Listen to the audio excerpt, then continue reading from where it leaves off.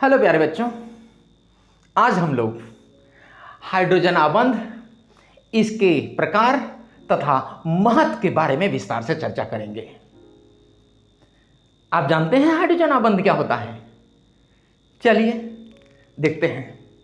Hydrogen आबंध के बारे में दरअसल में कहा जाता है क्या कि किसी प्रबल ऋण विद्युतीय तत्व जैसे नाइट्रोजन, ऑक्सीजन और फ्लोरीन, ये इलेक्ट्रोनेगेटिव एलिमेंट ऋण विद्युतीय तत्व हैं और इनमें सबसे अधिक विद्युत ऋणात्मकता इलेक्ट्रोनेगेटिविटी फ्लोरीन की होती है। फ्लोरीन सबसे ज्यादा स्ट्रॉन्गेस्ट कह लीजिए इलेक्ट्रोनेगेटिव एलिमेंट होता है। देहाती भाषा में, अगर हम आम भाषा में बात करें तो कह सकते हैं कि बहुत बेईमान नेचर का होता है। साजिक इलेक्ट्रॉन युग्म को अपनी ओर आकर्षित करके अपने कब्जे में कर लेना चाहता है। इसकी इस तरह की टेंडेंसी बहुत ज्यादा होती है। तो बहरहाल किसी प्रबल ऋण विद्युतीय तत्व जैसे नाइट्रोजन, ऑक्सीजन, फ्लोरीन से जुड़े हाइड्रोजन परमाणु, मतलब इनसे जो हाइड्रोजन परमाणु जुड़ा होगा उसके तथा अन्य ऋण विद्युतीय तत्व के बीच बनने वाले दुर्बल आबंध को हाइड्रोजन आबंध कहते हैं। मतलब किसी ऋण विद्युतीय तत्व नाइट्रोजन, ऑक्सीजन, फ्लोरीन से जुड़ा हुआ हाइड्रोजन परमाणु तथा अन्य ऋण विद्युतीय तत्व के बीच में जो आबंध बनेगा उस आबंध को हम लोग हाइड्रोजन आबंध कह देते हैं। और यह एक दुर्बल आबंध होता है, वीक बॉन्ड होता है। अब तक जितने भी तरह के बंध हम लोगों ने पढ़े, विद्युतसंयोजक बंध, सहसंयोजक बंध, उपसहसंयोजक बंध, जिसके बारे में ऑलरेडी हम विस्तार से चर्चा कर चुके हैं। जिन बच्चों ने वो वीडियो ना देखा हो, नीचे डिस्क्रिप्शन में उसका लिंक दिया गया, वहां क्लिक करके आप उसको देख सकते हैं।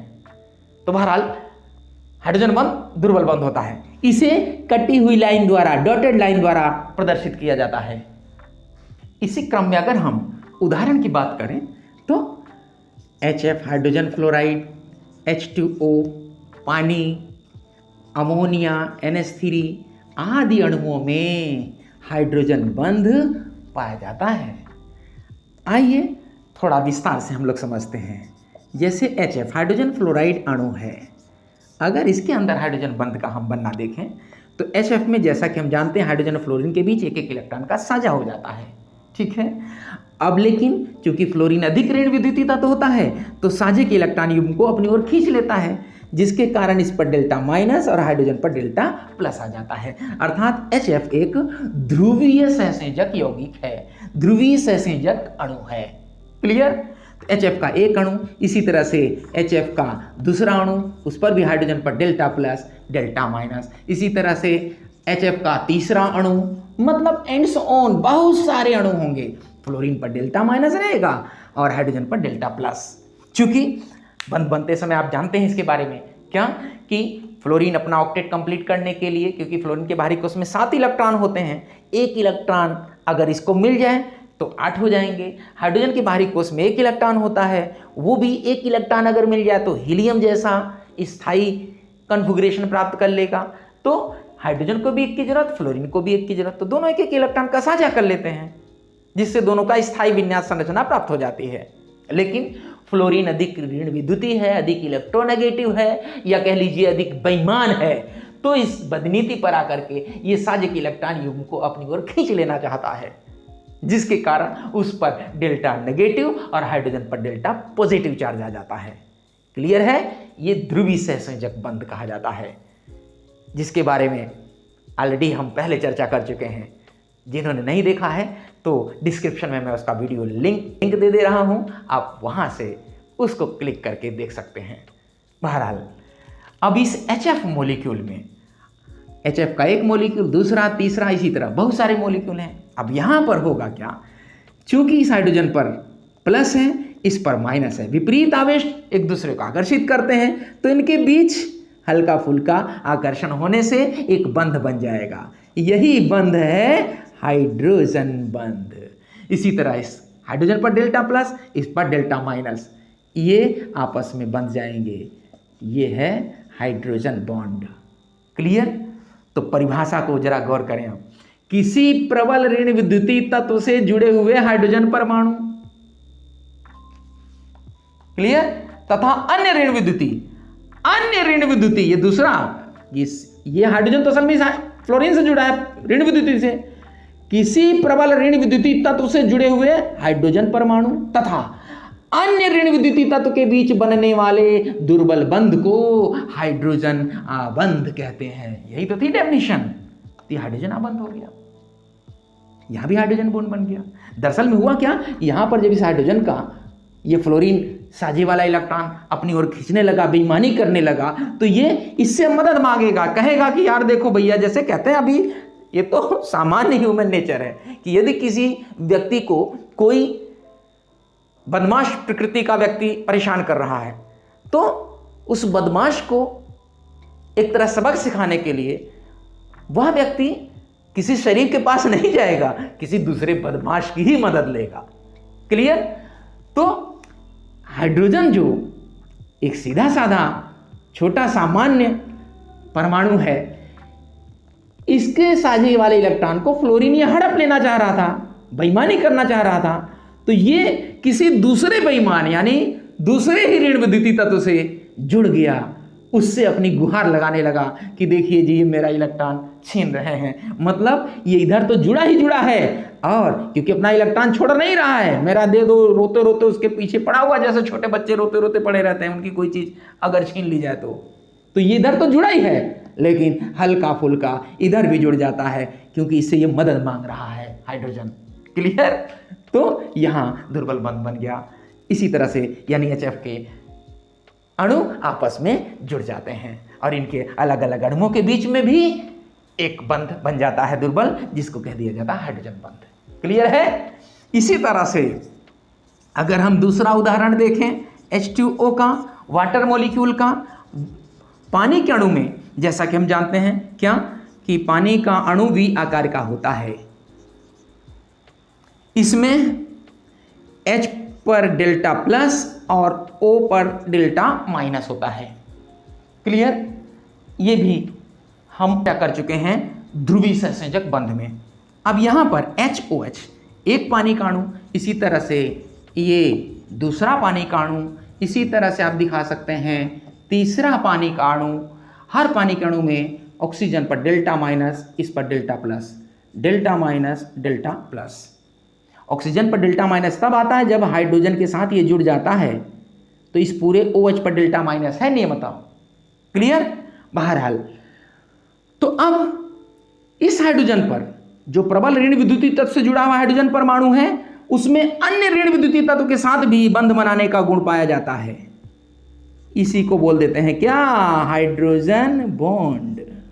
इसी तरह से इस पर प्लस है, इस पर माइनस, विपरीत आवेश एक दूसरे को आकर्षित कर लेते हैं, जुड़ जाएंगे, आपस में बंध जाएंगे। या कह लीजिए कि इसका इलेक्ट्रॉन इस ऑक्सीजन द्वारा छीना जा रहा है, ऋण विद्युती तत्व द्वारा छीना जा रहा है, तो ऐसी दशा में यह इसके पीछे तो पड़ा ही है, साथ साथ में दूसरे ऋण विद्युती तत्व से गुहार लगा रहा है कि देखिए जी, मेरा इलेक्ट्रॉन यहाँ ये जबरदस्ती छीन रहा है।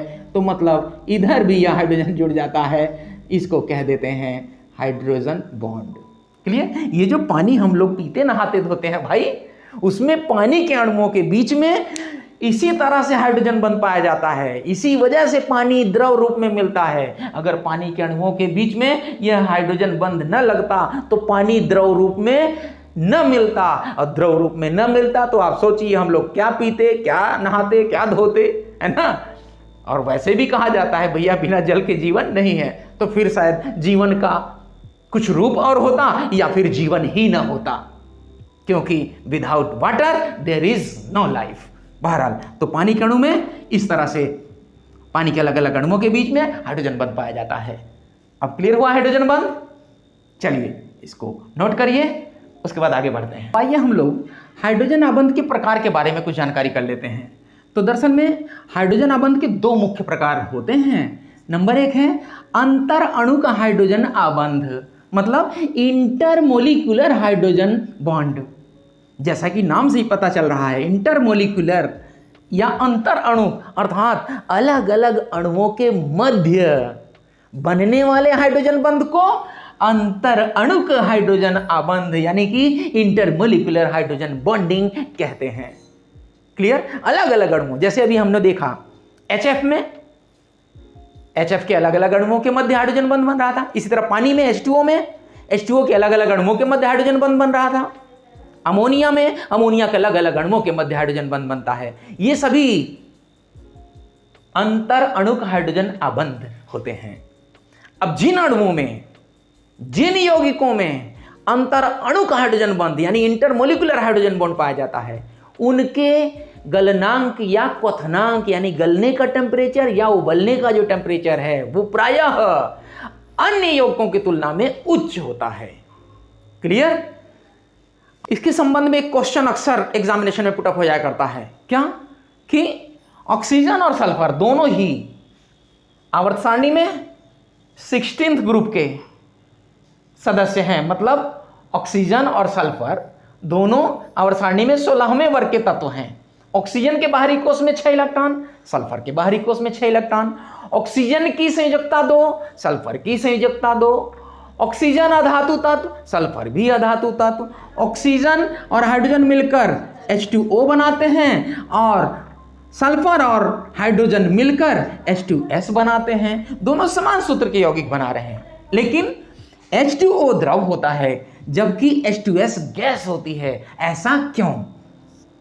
जिन बच्चों को मालूम ना हो जानकारी कर लें। H2S जो गैस होती है इसको हाइड्रोजन सल्फाइड बोलते हैं। इसमें सड़े अंडे जैसी गंध आती है, मतलब बड़ी दुर्गंध।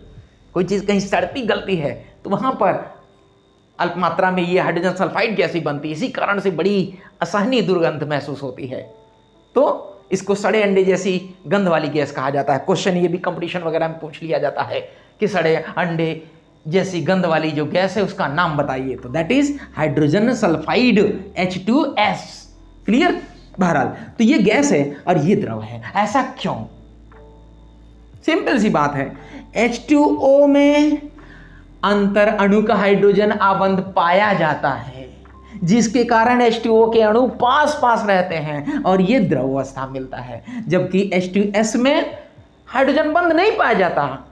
हाइड्रोजन बंध तो केवल उन्हीं यौगिकों में होगा जिसमें हाइड्रोजन परमाणु प्रबल ऋण विद्युतीय तत्व ऑक्सीजन, नाइट्रोजन और फ्लोरीन इनसे जुड़ा होता है। तो ऑक्सीजन से जो जुड़ा होगा हाइड्रोजन, उसमें हाइड्रोजन बंध बनाने का गुण होगा, जबकि सल्फर से जुड़े हुए हाइड्रोजन में हाइड्रोजन बंध बनाने का गुण नहीं होगा। यानी इसमें हाइड्रोजन बंध नहीं होता है, इसमें हाइड्रोजन बंध पाया जाता है, जिसके कारण H2O के अणु पास पास होते हैं और H2O अर्थात पानी द्रव या तरल रूप में पाया जाता है। क्लियर?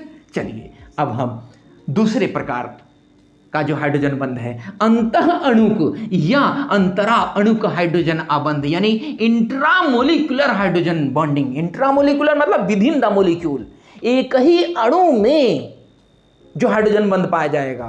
तो एक ही अणु में हाइड्रोजन बंध, हाँ भाई, एक ही अणु में किसी प्रबल ऋण विद्युतीय तत्व से जुड़े हुए हाइड्रोजन परमाणु तथा उसी अणु में किसी अन्य ऋण विद्युतीय तत्व के बीच में जो हाइड्रोजन बंध बनेगा उसे हम लोग बोल देते हैं क्या?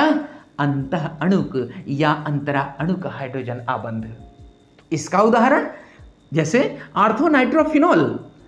आर्थो नाइट्रोफिनॉल एक कार्बनिक यौगिक है। इसी तरह से आर्थो नाइट्रोफिनॉल, अगर इसकी हम संरचना देखें तो ये ऐसा होता है संरचना इसकी। इसको जानते हैं आप, बेंजीन बोला जाता है। हर कॉर्नर पर carbon hydrogen, carbon hydrogen, carbon hydrogen, carbon hydrogen, carbon hydrogen, carbon hydrogen और कार्बन कार्बन के बीच यहाँ डबल बॉन्ड है, सिंगल बॉन्ड है, फिर डबल बॉन्ड, फिर सिंगल बॉन्ड, फिर डबल बॉन्ड, फिर सिंगल बॉन्ड। ये बेंजीन अणु की संरचना है। इस बेंजीन का कोई एक हाइड्रोजन जब OH समूह द्वारा रिप्लेस हो जाता है तो इसको फिनॉल कहा जाता है। फिनॉल मतलब अरे वही फिनाइल भाई, जो फर्श पर हम लोग पोछा लगाते हैं उसको कीटाणु रहित करने के लिए, इन्फेक्शन किसी तरह का ख़त्म करना है तो उसके लिए फिनाइल। लाइफ बॉय साबुन में भी फिनॉल मिलाया जाता है। जो लाइफ बॉय साबुन में एक खास तरह की गंध आती है वो इसी की होती है, फिनॉल की ही।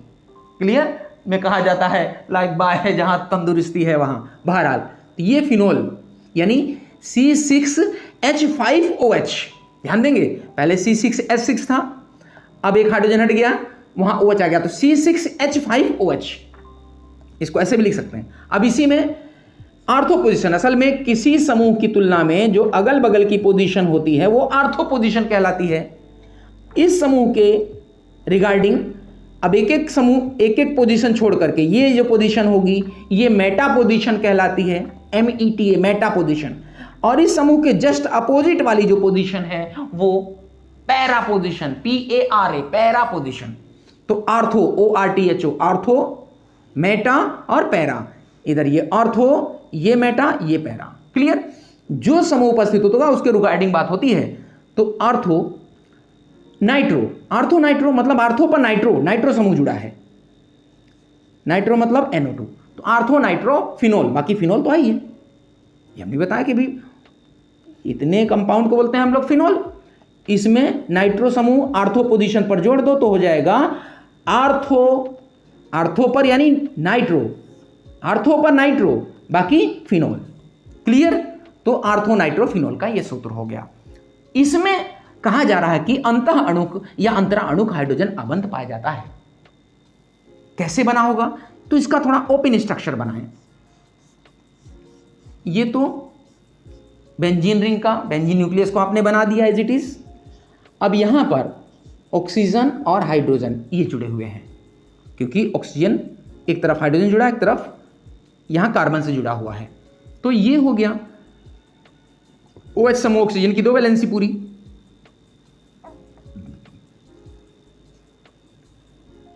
अब इसमें नाइट्रो को अगर ओपन करें तो NO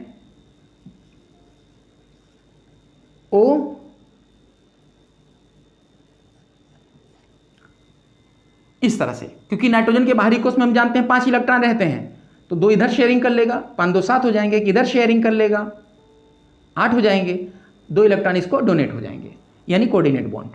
क्लियर? तो अब किसी प्रबल ऋण विद्युतीय तत्व यानी ऑक्सीजन से जुड़े हुए हाइड्रोजन परमाणु तथा अन्य ऋण विद्युतीय तत्व के बीच जो दुर्बल बंध बनता है, ये जो वीक बॉन्ड बना, इसी को कह देते हैं हम लोग क्या? Hydrogen bond. क्लियर? तो यहां पर ये जो हाइड्रोजन बंध बना वो एक ही अणु में, आर्थो नाइट्रो फिनोल एक अणु है, एक ही अणु के अंदर किसी ऋण विद्युतीय तत्व से जुड़े हाइड्रोजन परमाणु तथा अन्य ऋण विद्युतीय तत्व के बीच में जो हाइड्रोजन बंध बन गया उसे कह दिया जाता है अंतः अणुक या अंतरा अणुक, यानी इंट्रामोलिकुलर हाइड्रोजन बॉन्डिंग। क्लियर हो गया? तो अंतर अणुक, अलग अलग अणुओं के बीच बनने वाले हाइड्रोजन बंध को अंतर अणुक हाइड्रोजन बंध कहा जाता है। एक ही अणु के भीतर जो हाइड्रोजन बंध बनेगा उसे अंतः अणुक या अंतरा अणुक हाइड्रोजन बंध कह दिया जाता है। क्लियर? अब जिन यौगिकों में अंतः अणुक हाइड्रोजन बंध होता है उनके गलनांक और क्वथनांक प्रायः अन्य यौगिकों की तुलना में कम होते हैं। क्यों? क्योंकि ये अणु आपसी में बंधे हुए हैं, आपस में तो संतुष्ट हैं, किसी दूसरे अणु के साथ किसी प्रकार से आबंधित नहीं है। हर अणु अपने आप में स्वतंत्र है, जिसके कारण अगर कोई उबलना चाहे तो जल्दी उबल जाएंगे और गलाना चाहे तो जल्दी गल जाएंगे, क्योंकि अणु अणु आपस में बंधे हुए नहीं हैं। एक ही अणु के अंदर जो परमाणु या समूह थे वो आपस में बंध गए थे। तो ये कहलाता है अंतः अणुक हाइड्रोजन बंध।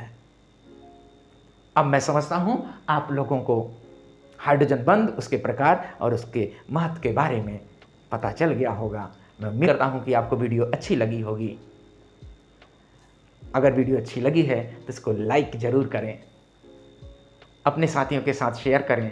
मेरा चैनल अगर सब्सक्राइब नहीं किए हैं तो सब्सक्राइब कर लें और बेल आइकन ज़रूर दबाएं, जिससे इसी प्रकार की नई नई एजुकेशनल वीडियोज़ आपको देखने को मिलती रहे।